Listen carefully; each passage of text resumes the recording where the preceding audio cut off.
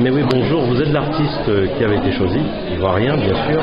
C'est vous qui avez été choisi pour composer l'hymne national de la ronde francophone. J'aimerais avoir votre impression à la fois sur le fait que vous ayez été choisi et à la fois sur le fait que vous avez déclaré être un grand francophile.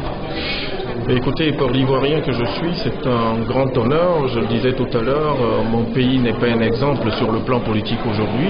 Alors, en ce moment-là, qu'un Ivoirien sorte du lot et qu'il soit choisi pour composer l'hymne de la ronde de la francophonie, je dis, c'est un signe d'espoir pour mon pays. Et j'en profite.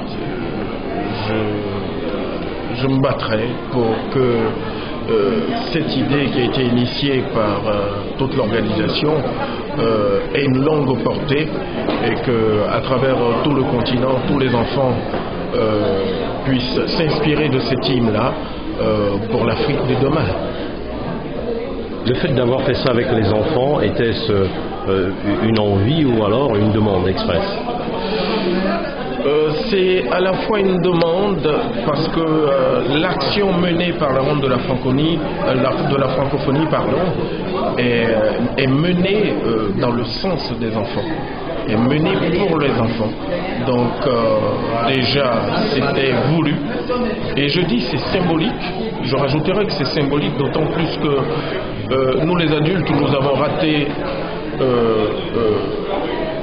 ce qu'on souhaitait pour notre continent.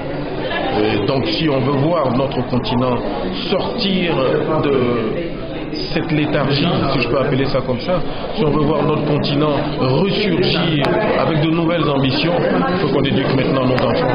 Et je crois que c'est doublement symbolique. Et en les prenant tout de suite au berceau, en les éduquant, en leur disant ce qu'il faut faire pour l'avenir de notre continent, pour que tout change en Afrique, dès maintenant, on prévient plutôt que guérir. Donc je suis très heureux de participer au processus, si je peux appeler ça comme ça, pour la révolution positive en Afrique.